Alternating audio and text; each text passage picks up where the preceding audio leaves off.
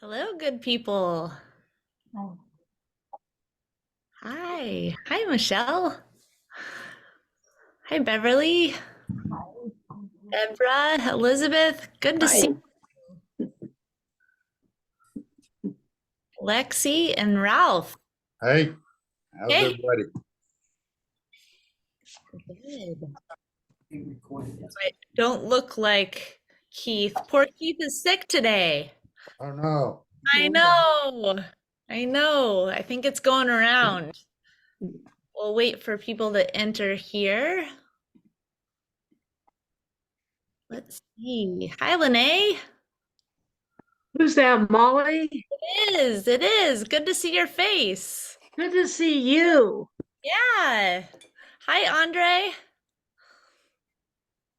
And is it John or Joan? John. John. Hi, John.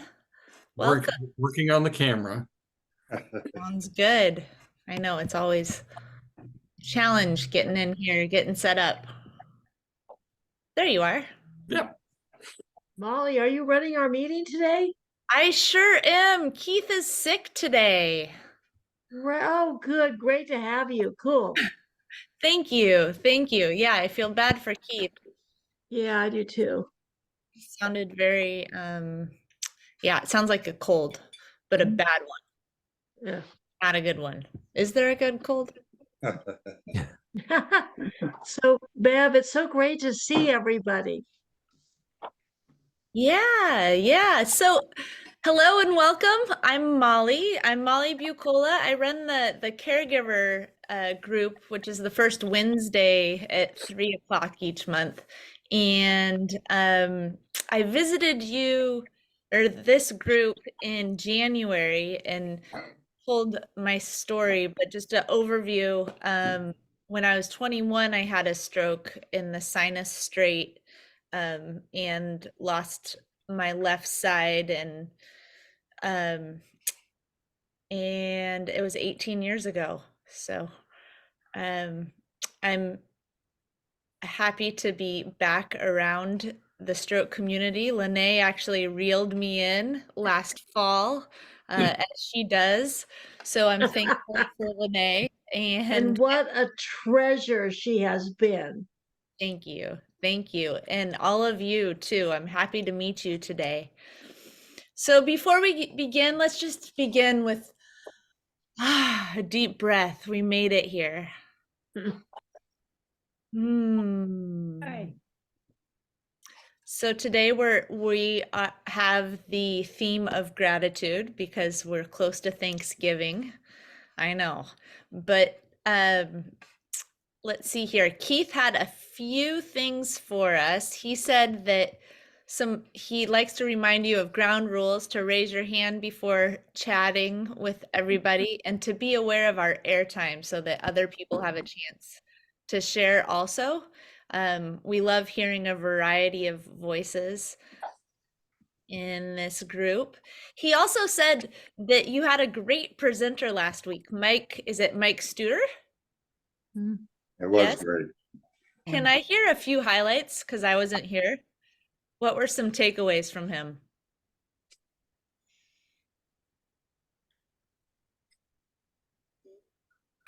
Probably the big list he had of what you're looking for in a physical therapist or any therapist, actually. That was pretty cool what he went over with that. And of course, I can't remember exactly, but it was pretty awesome. Sounds like you can replay the meeting on the stroke awareness website. Is that right, Lene? Yes, Yeah. you can. And Mike may be one of the best known PT actually in the country. He's pretty amazing. I know many of you have heard him a number of times or seen other presentations he's done. He actually speaks internationally about really mainly neuro PT stuff. He's on staff at Oregon State, but he's just an amazing presenter. And yes, we do have a copy if anybody wants to listen to it. Thank you.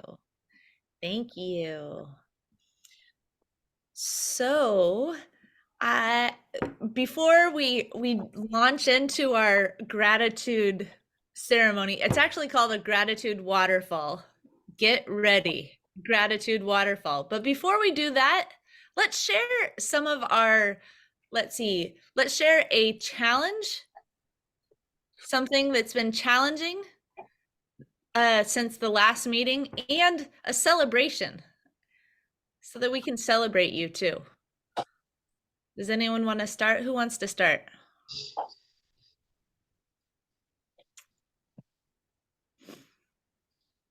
Sure.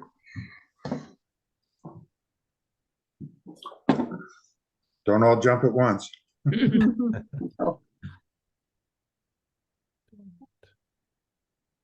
Yeah, Monica. Yes. Okay. Hi there. I have had a challenge this week. I had thought my thyroid test would come back irregular because I had symptoms, but in fact, they came back perfectly good. So then I went in search of what could be causing my symptoms. And so I'm now on a quest to understand. And I've made some progress today. I've seen 3 doctors today. So anyway, so the good news is I've made progress. The bad news is it's still a mystery. So We're still in search. Why did that thyroid test come up? it came back perfect. It was, yeah. But so I had nothing to account for the symptoms. And so that's what I'm in search of. My latest theory is that it has to do with folate serum. So, but that's to be seen. Yeah. Thank you, Monica. Thank you. A mystery and a celebration. 3 doctors. Beverly. Yeah, most of you probably know that last April I was diagnosed with colon cancer and had surgery. And now I'm on oral chemo. So the good news is I'm on my 6th round of oral chemo and it's doing okay. After this, I'm to get a PET scan so that they can find out if I still need more or if they can do something else or another surgery or whatever. And all my doctor's appointments have come back very good. So that's a definite celebration. I was really, really sick. I thought that I was not going to make it. And, just kind of a double whammy because I'm a 2-stroke survivor, 23 years now. So, and I really am a warrior. I never give up. And my husband says I'm a walk and talk and miracle. And I feel that way every day. So that's a celebration. I have chills, Beverly. Yeah, absolutely a celebration. Walk and talk and miracle. Thank you, Beverly. Thank you. Elizabeth, did I see you jump in there a little bit ago? Can you hear me? Yep. Okay. Yeah. Well, let's see. My challenges are, well, I'll stick to my main one. I'm still struggling to walk after almost 7 years, but still trying, but tiny bits of progress. So, I mean, it is frustrating, but I mean, the good thing is I'm still here and I'm still fighting and still trying. And I'm reading some really good books. That one by a stroke survivor, and he says this really almost changed my life. He says, fall in love with your injury. I mean, we Wow. tend to really dislike and talk badly about our problems, our injuries, our trauma, whatever, our stroke.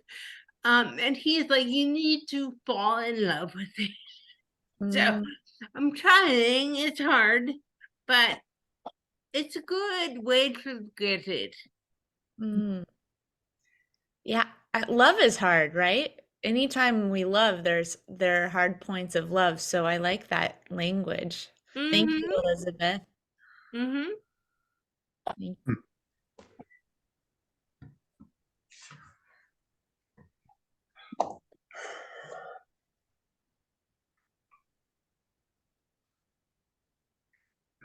Challenge and a celebration.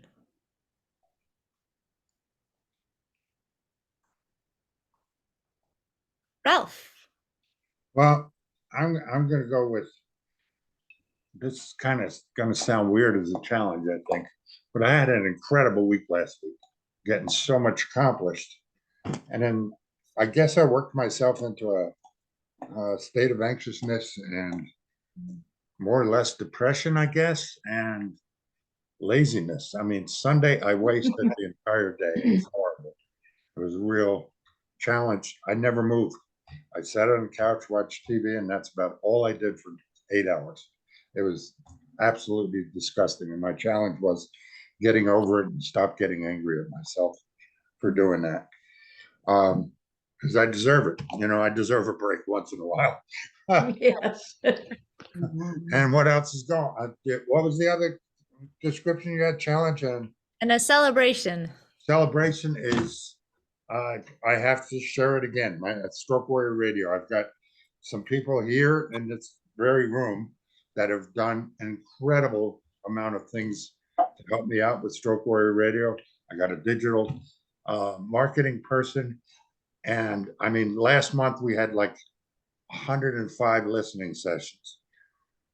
This month already, we've got over 700, and it's like 100 and something unique listeners. I can't remember the exact numbers. And then because of my marketing person, we've got around, sorry, I have to, we've got 20, almost 3,000 followers on Instagram, people following on Instagram, and 800 direct followers. So it's, that part of my life is exploding. So that's something that's pretty cool right now. Mm-hmm. Congratulations. Wow, Ralph. Yeah, it's Well awesome. done. Yeah. And And there are listeners from all over the world. I've got Australia, Netherlands, Canada, Great Britain, and the United States. Oh, It's pretty cool. amen. Very cool. well done, Ralph. Well Thanks. And no one can go full speed ahead every day. Someone Why told not? why not? Someone told me once that the biggest connections in the brain are made when you're just doing nothing, allowing the brain to rest and do its magic. Yeah. We need some downtime, some silence, some time to just let things percolate and connect. Boy, that's the truth. Yeah. Yes. What else?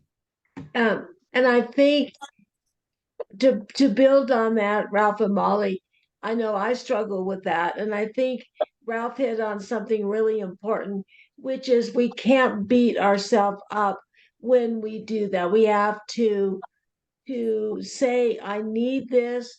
It's just fine. There's a reason that we can't get up, right?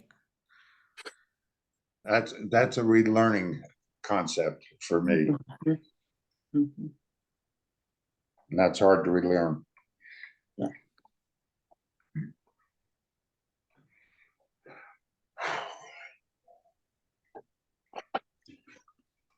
Next.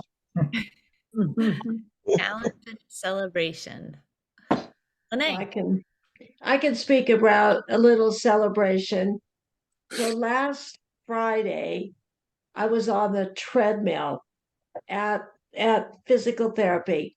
Now I am 9 years out from my stroke. I'm about to have my 9th stroke anniversary in December, which I celebrate every year because I'm here and life is good.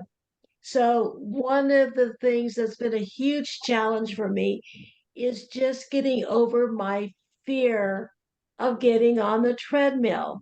I fell off a treadmill at a different therapy about 4 years ago. And it really, I think, just gave me PTSD. I was scared to get back on the treadmill. I was really even afraid to try it. And so I've been working and working on it really for about a year.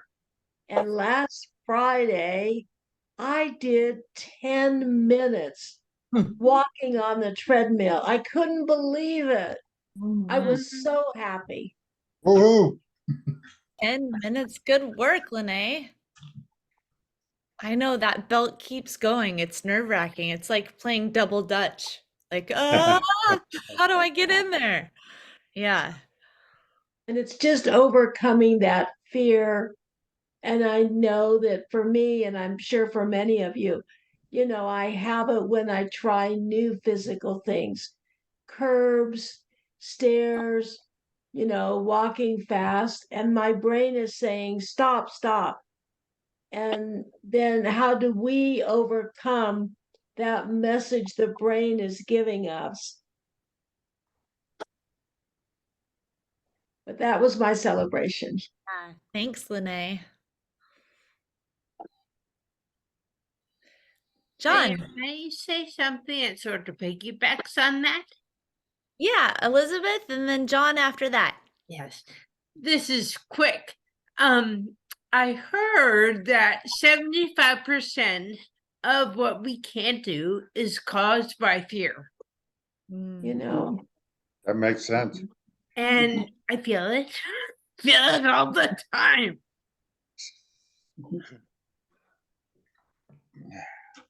That would be a really interesting discussion, I think, Elizabeth. Mm-hmm. Because I think, I'll just comment real quick. I think if I would have learned better ways to overcome my fear early in my recovery, I would have had better recovery in the early years. Same with me. Mm-hmm. But I think it is also about assessing the fear, because sometimes it makes sense and it's self-preservation. Oh, yeah. There's good fear. Yes, but sometimes it is something that just limits you, puts you in a little box to keep you safe. And that's not so good. Mm-hmm. But assessing the realism in the fear, or the realism in the laying on the couch, whatever it may be. And I think you're right, Monica, because I've had to learn to sort of push through the fear as I calculate how dangerous is this, Yes. that kind of stuff. So I go through all of this. So I think you really hit on something. Yeah, because for me, I know I have really made my life much smaller because I have a lot of fears about eating odd foods or being in situations that are dangerous, or even traveling. I have not traveled in the 2.5 years since I had my stroke. So it's getting a little old, though, I have to say. So I'm trying to assess that in terms of what's realistic and what is not. Yeah. And Beverly says in the chat, we are our own best friends and our own worst enemies. It's all in our attitude and how we program ourselves. Thank you, Beverly. John, did you have a challenge and celebration? Sure, a digression for a moment and an add on to Lonnie's the idea of being fearful. I have before my stroke and since my stroke do like I don't know, a senior aquatic class, and the notion of assessing something that you're fearful of. The inverse of that is we're exercising in a pool. Both places that I've done this, the instructors will come up with movements that are something that we don't do. And my simplest example is think of doing jumping jacks, and then think of doing jumping jacks where your arms are going down when your legs are going out. So you're doing them in reverse. And every time you can watch a whole group of people all go as they try to figure out how to do this. So post-stroke, it was really hard to figure out how to do that. Yeah. And so the idea of a new curb, a different set of stairs, or a different circumstance, yeah, your brain is going, okay, I've done this before in a version, but wow, so yeah, it isn't just your experience. I'm in a group of class with, I would say, almost everybody else has not had a stroke, and there's still a lot of blank looks. So yeah, we all do that. It's part of getting old, I think. And then struggles, or whatever the word we used was, I have been having trouble with spasticity in my affected leg, and which is giving me basically muscle discomfort and etc. And with a little prodding from my youngest and such, I have lined up to go back to physical therapy again. So, and in fact, I'm going to go see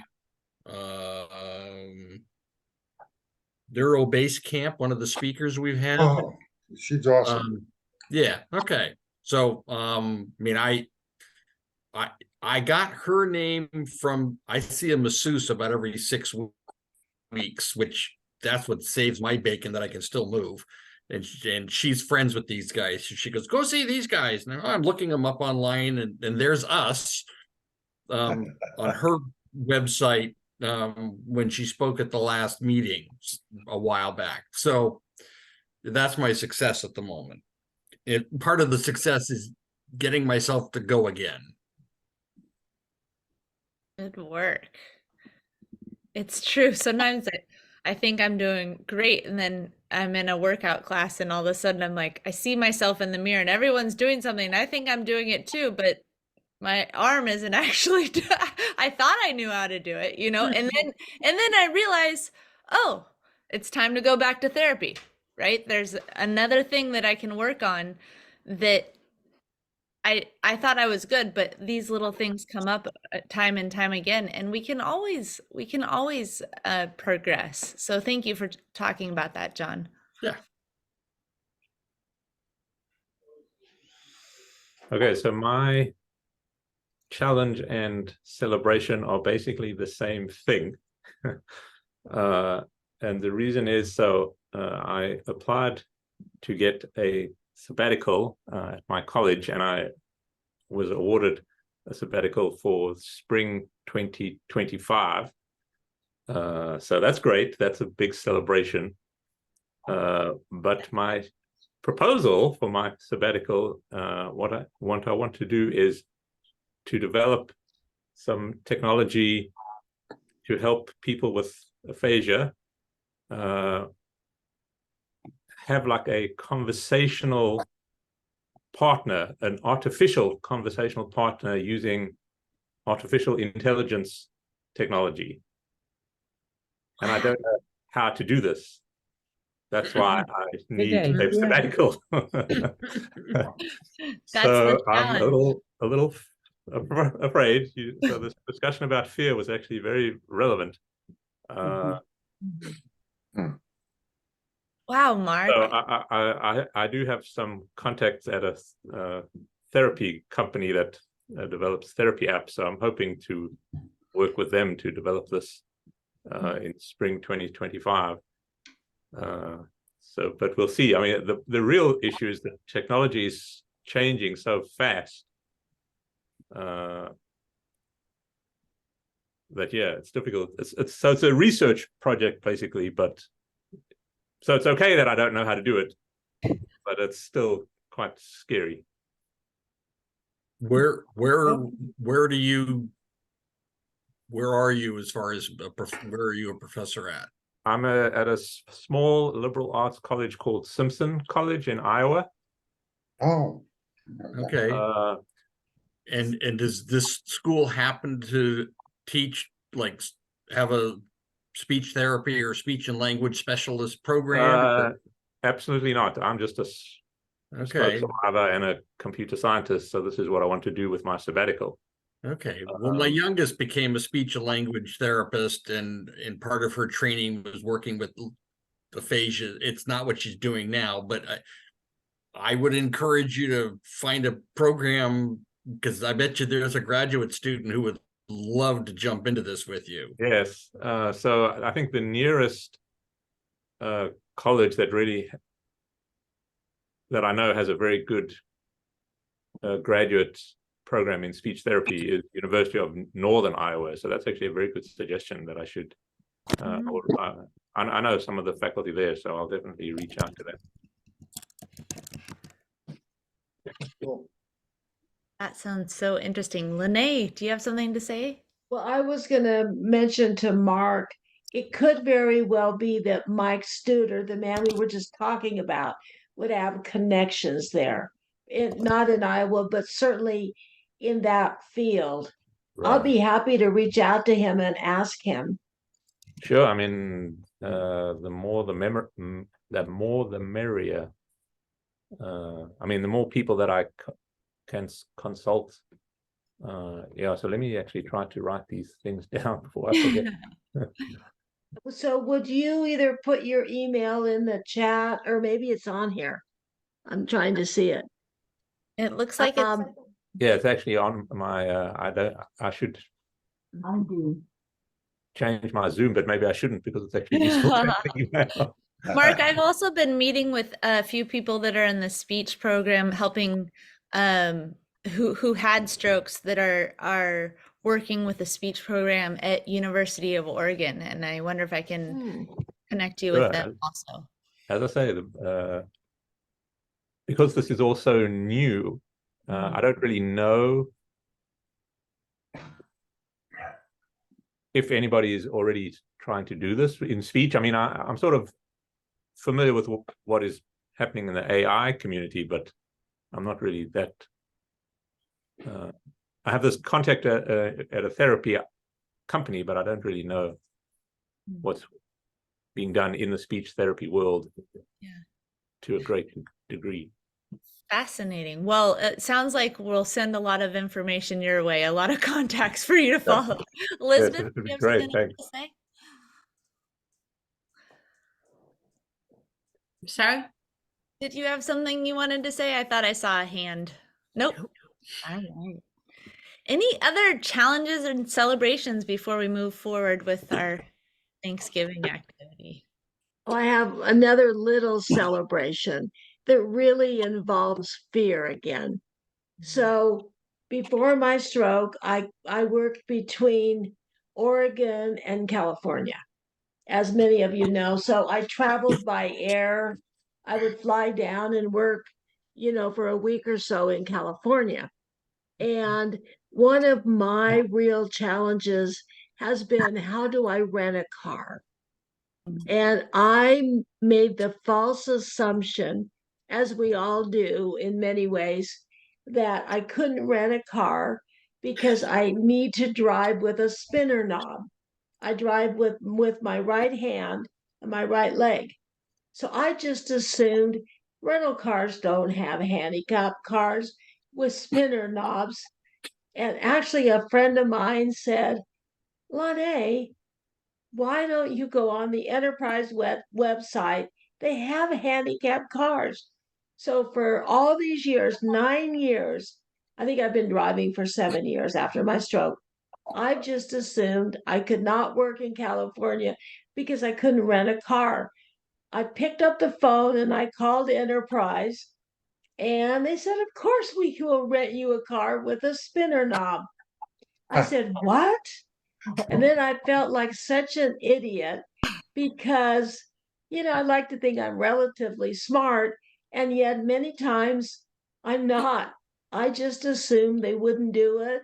I was fearful. I let that fear get a hold of me. And now I'm going to go to California and rent a car with a spinner knob.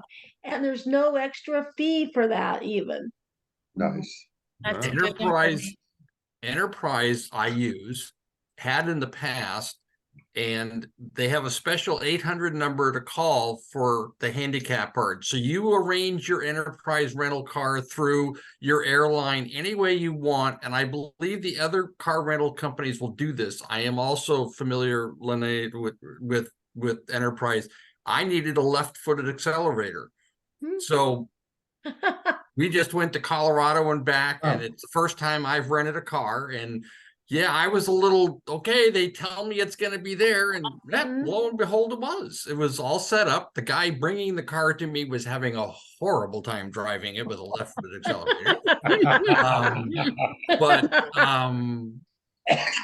yeah, it took me, oh man, dozens of times of trying to call airport rental locations, thinking that's how I had to get a hold of them, until finally somebody no. Enterprise has an 800 number that you call. So you set up, you get your confirmation number, you call the 800 number. Here's my confirmation number, and you want, I don't know, you're paraplegic, you want hand controls, you want a spinner knob, a left foot, all kinds of stuff. Wow. And yeah, like you say, ADA, it's no extra fee, happy to have it.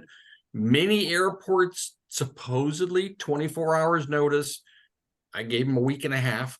The bigger airports, typically 24 to 48 hours, they will have what you need.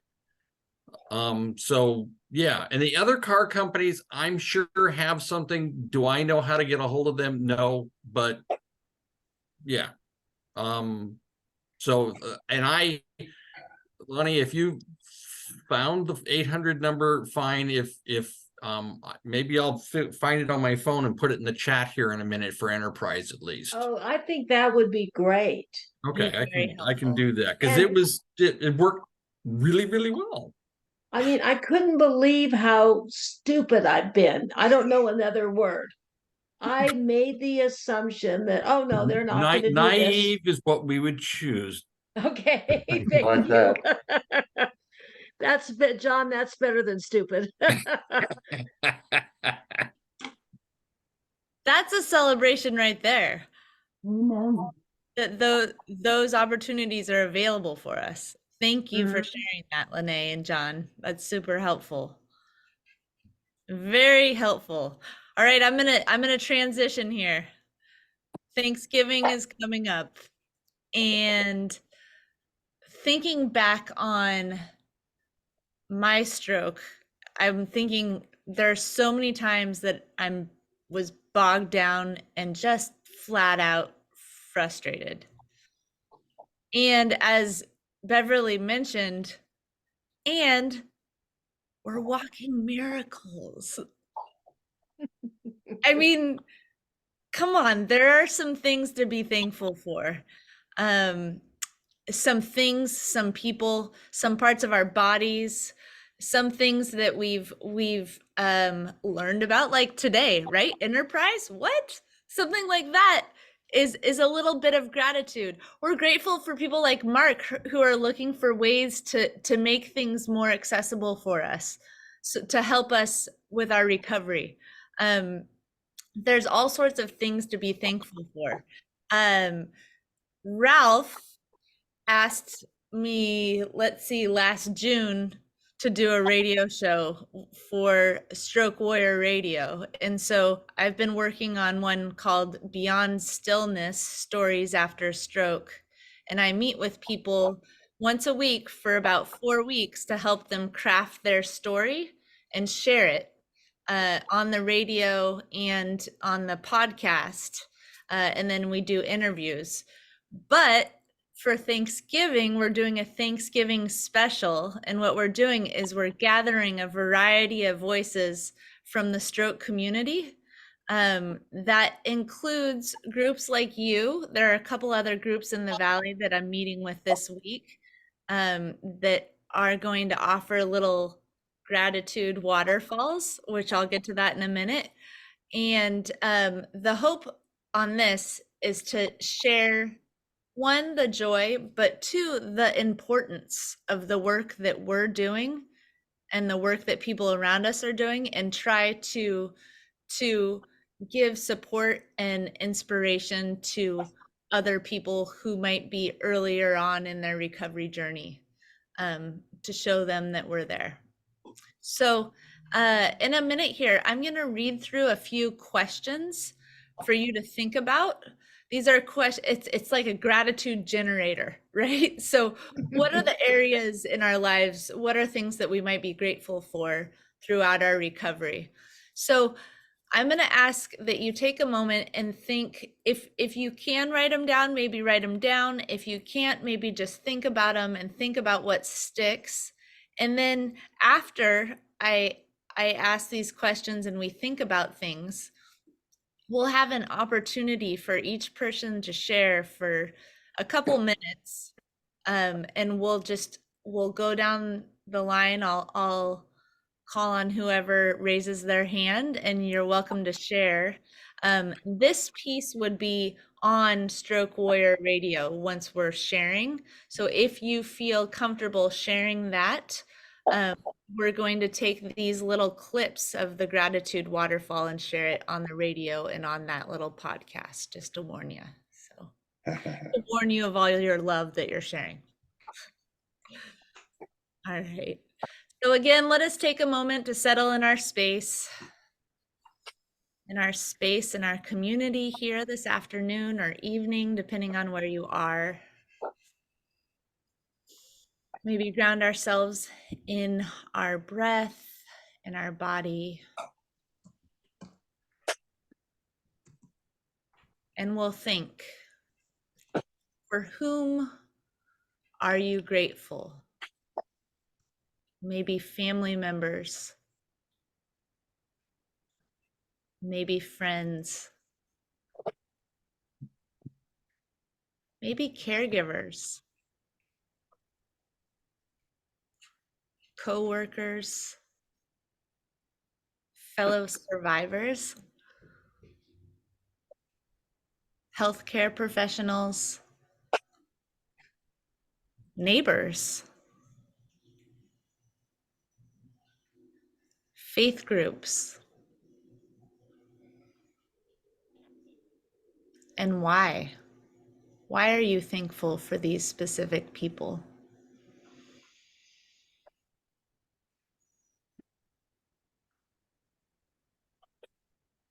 How has their presence helped you throughout your recovery process?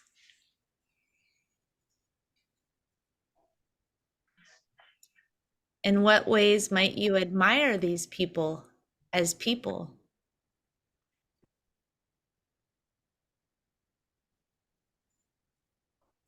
What have you learned from them?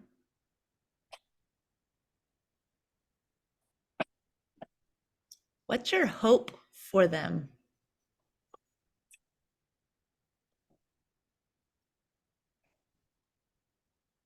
What about the relationship are you thankful for?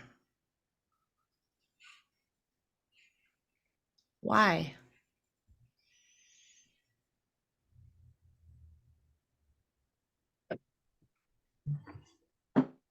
Then how about coincidences? What coincidences are you thankful for? What? Coincidences, serendipitous moments. Who or what was in the right place at the right time?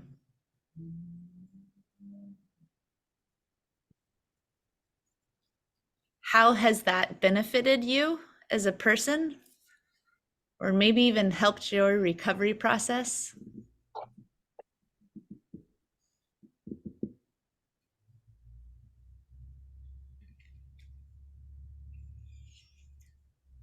And you. What part of you are you thankful for? What characteristics? Why? What parts of your body or parts of your brain are you thankful for? Why? What emotions, mindsets are you thankful for?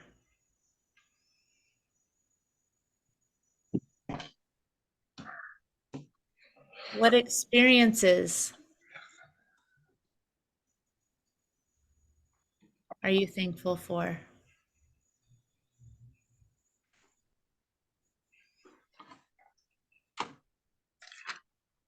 What part of your recovery are you thankful for?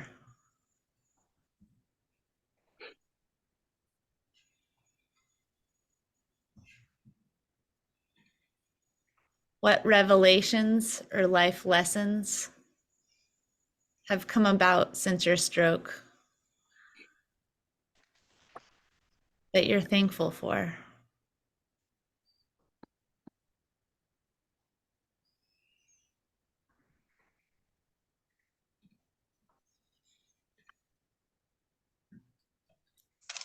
Okay. So now is our moment to share. So whoever wants to begin, there's a lot of questions, so there's no right answer. Time do you have? Yeah. So Yeah. we're shooting for about a minute or somewhere between a minute and two per person who shares. Okay. So I'll wave my hand if you're getting close to your minute. Deborah, thank you. So that was a lot to for I mean, I appreciate all the input that you just gave to me. It's a lot for me to think about, but one of the things that jumped out at me, and I will not be able to articulate everything because they're just kind of things that popped in my mind, and I haven't had a chance to actually think enough to expand on them. But the one thing you mentioned was what serendipitous event. And so I immediately go to my stroke. Because prior to my stroke, I know that sounds ridiculous, but I often look back with gratitude for my stroke. Because prior to my stroke, I've been an independent, high achieving woman for as far back as I can remember. And prided myself on being independent and achieving every level that I set my goal at. You know, I was a special educator and I got degree upon degree in special education and prided myself on being a what people said I was a good teacher. I'll just say a good teacher. And just that was my identity. And my independence was a part of my identity. And when I had my stroke, that was swept out from under me.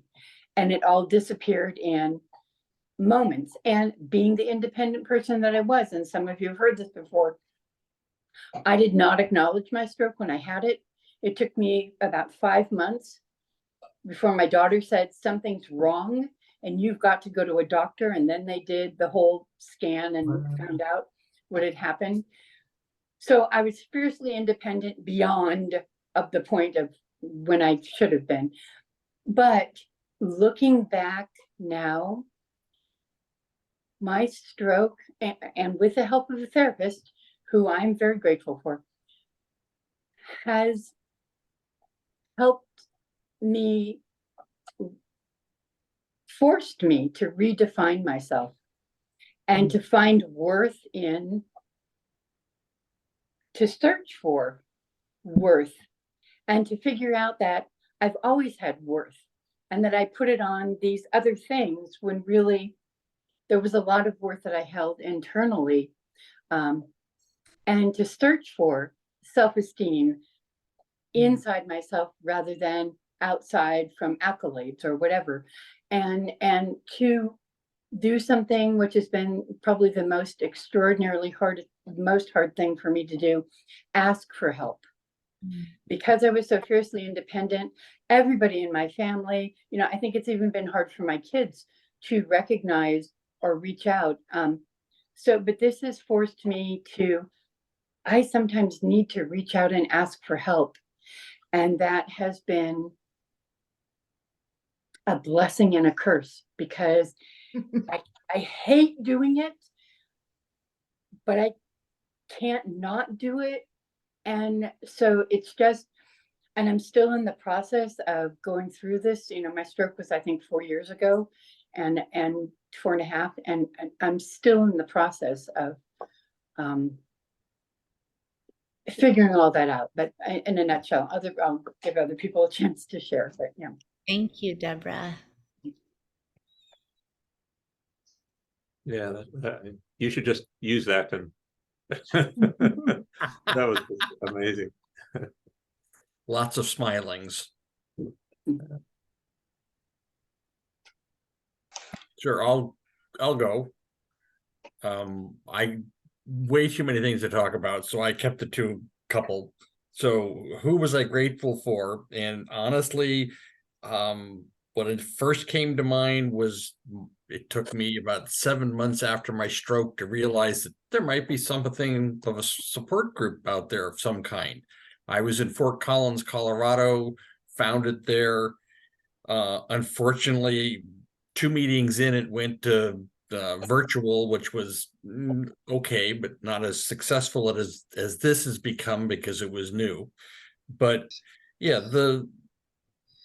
I was never much of a joiner. So having something that I was participating in, experiencing other people who were in the same boat, and primarily what I got a lot from it and still do was other people's experiences, what they, as Deborah just explained, have gained from their strokes or have learned from their strokes.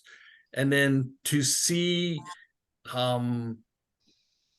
especially when we were meeting in person, I have to confess, people were a month to 20 years out.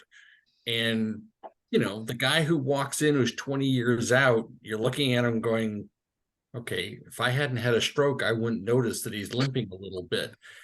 But, you know, wow. And they would talk about how much progress they wrestled to get. The term that came up in Fort Collins was it goes from progress to glacial progress, which is kind of how I view it. You know, it's always a little better, but wow, it's slow. And then as far as a personal thing is just again, Deborah's was very good, but also way more perseverance on my part than I would have given myself credit if you had asked me before the stroke. Yeah. How do you think you'll handle that? Oh man, not well at all. Turns out, you know, yep, we all hold up better than we would have given ourselves thought for. Thank you, John.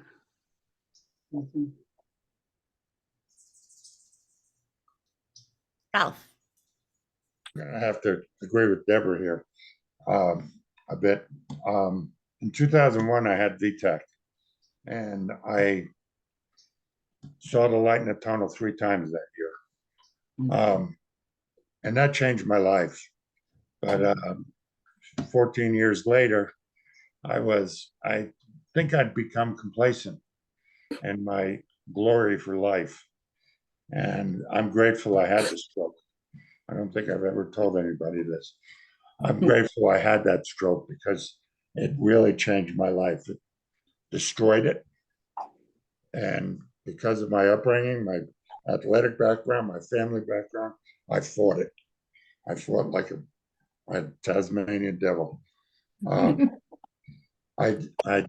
never expected to be that destroyed in my life, but because of the people and my family, my grandchildren, stroke, and moving up here to Bend, and there's one person in here that doesn't like me to talk about her, but because of what she's done for me, my life has changed. And my daughter just told me recently, Ralph, Dad, you're better than you've ever been. So I'm grateful for the people in here. I'm grateful for Stroke Awareness Oregon. And that serendipitous moment was Jim Patterson at the walkathon last October that said to me, Ralph, that voice, you can put me to sleep, when I first met him. And I said, is that a compliment? He said, no, we can do voiceovers and stuff like that. Then he came up with this radio server company that we can start and do education, motivation, and support. We talked about mini telethons for SAO, all kinds of stuff. And because of that moment, my life changed again. Every day I get new changes that make my life better. And because it makes my life better, I have to give it away so somebody else's life can be better too. Thank you, Ralph.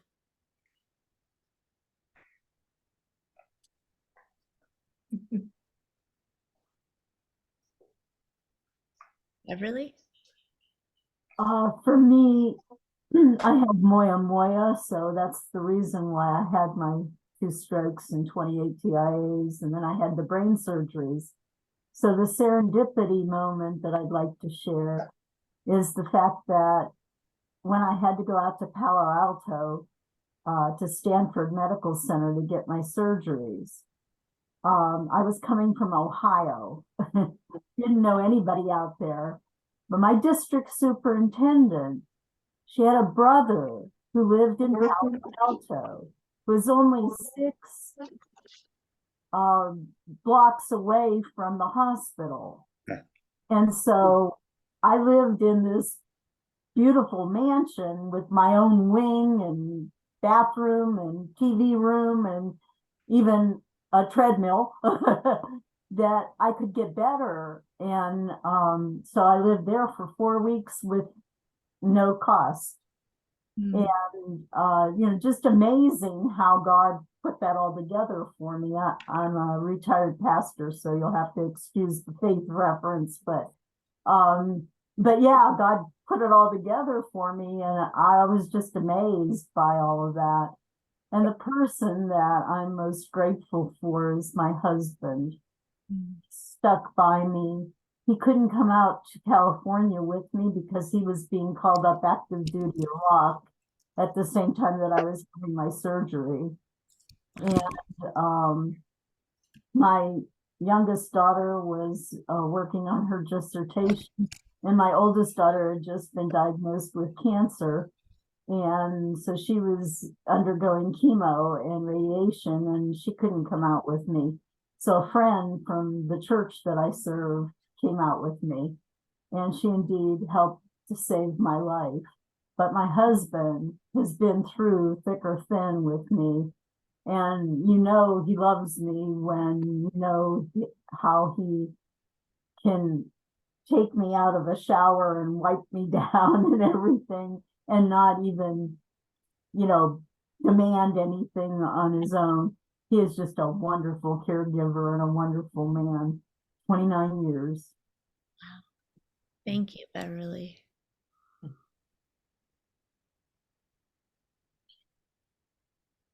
Monica? Yes, well, there are a couple of things. In 2017, I took metronidazole and got a brain lesion in my cerebellum, and had gotten in 4 days, had encephalitis and ataxia. It was bad. And I was alone at that point because my kids lived in San Francisco. I live in Florida. And for various reasons, I, also a strong, independent woman, did not ask for help. And I was pathetic in real truth. But eventually I talked to my kids and I told them what had happened and how it was really the worst experience of my life because I did not have my mind and my body was not working either. And so they said, well, we can't have that. We'll come back. I said, great. And so indeed, they live about 10 minutes from me now. And when I had the stroke 2.5 years ago, what happened was I was in the bathroom. I knew I was having a cerebellar stroke because I was ataxic. And I was in the bathroom throwing up and shitting myself. And my eyes, the muscles in my eyes, with the cerebellum, there's a coordination problem. So I couldn't see my phone. And I saw a light on my phone. And this is the miraculous moment. I pushed it and I got a friend of mine by chance. And I said, call my daughter and tell her I'm having a stroke. And so she did. And my daughter, within 10 minutes, she called the ambulance. And within 10 minutes, she was there. At that point, I opened the door, the front door, and then I collapsed on the floor. I was unconscious. And so what was amazing is that my kids were there. And I think in the end, I really did save my life. And my friend miraculously was at the other end of a light on my phone. So, and one other thing I will say is when I woke up after the craniotomy from the stroke, I was in the hospital. And I remember kind of looking around and kind of thinking and realizing I could still think. That was like such a blessing. I did not have encephalitis. And so, anyway, that was at that time for me miraculous. I could not stand up, I could not do anything. I could not really, I needed a feeding tube. It was a mess. But I still could think. And that was for me incredibly important. Absolutely. Absolutely. So I am eternally grateful to my kids. It's my daughter and her husband, and also to my grandchildren who I adore. And they are my joy. They make happiness in my heart. And they're, I would say, one of the reasons I continue to live. Thank you, Monica. Thank you. I think we have time for one more if someone else wants to share before we sum up. I'll share. I'm a co-founder of Brain Exchange. I put it in the chat to join, and I'm co-founder of Brain Exchange, which features a special speaker every month, and Elizabeth was one of them. Thank you, Elizabeth. And I have so much pleasure of that helping other stroke survivors and TBI survivors with that struggles, and many of them have applied for mentorship. Members helping members, and I'm busy with that. So thank you, all the members, and thank you, Oregon. Oregon, for letting me speak. Thank you, Joyce. Thank you. Wow. You are all such inspirations. Thank you. Thank you for sharing your gratitude. Thank you for sharing your stories with me. In the chat, I'm going to, let's see, I am going to put a link of a document that you could access if you want to think more about what you might be grateful for, that you want to share that. You're welcome to send me a recording. You can find my information in there. And then Ralph and I will share the gratitude on the radio. In that document, you'll see what time it'll be aired on the radio, or where you can listen to the recordings on a podcast too. So, and it won't just be you, it'll be some other stroke survivors. So we can all share our gratitude, our joy, our coincidences. I love hearing the coincidences. So thank you. And then Keith gave me a few things to remind you of before I let you go. But first, are there any stroke anniversaries? Like anniversaries of stroke for this month? Actually, I just had mine. You did, Mark. On the 12th. On the 12th. And how long ago was that, Mark? 2019. Okay. Yes. My mom says that that's my second birthday, my stroke anniversary. So I love it. Thank you, Mark. We celebrate you for sure. We celebrate you. So other announcements, it sounds like SAO's peer-to-peer mentor program is up and running. If you're interested in another mentoring program, Steve Van, you're gonna have to help me with this, Lene. Is it Steve Van Houten? Van Houten and Keith are people to contact if you're interested in that. And many of you may want to think about being a mentor. We have a great program. Steve Van Houten was a job rehabilitation counselor and retired and then had a stroke. So he's brought that perspective from the job rehabilitation to this peer-to-peer program. It's just a fabulous program. And I think everybody I am looking at on the screen could absolutely be a mentor. Absolutely. Absolutely. Yes. So thank you all for joining today. I wish we had so much more time. I want to hear from all of you. But thank you. And yeah, happy Thanksgiving if I don't see you. And we'll talk to you next time. Beyond Stillness is the name of the radio show on Rouse Stroke Awareness Oregon. You can hear other people's stories, and you can hear yourself be grateful. All Stroke right. Warrior Radio. Stroke Warrior Radio. Yep. Okay. Thank you. Thank you. Bye-bye. Thank you all. Bye, everyone. Great job. Thanks very much, Molly. Thank you, Lene. Bye-bye.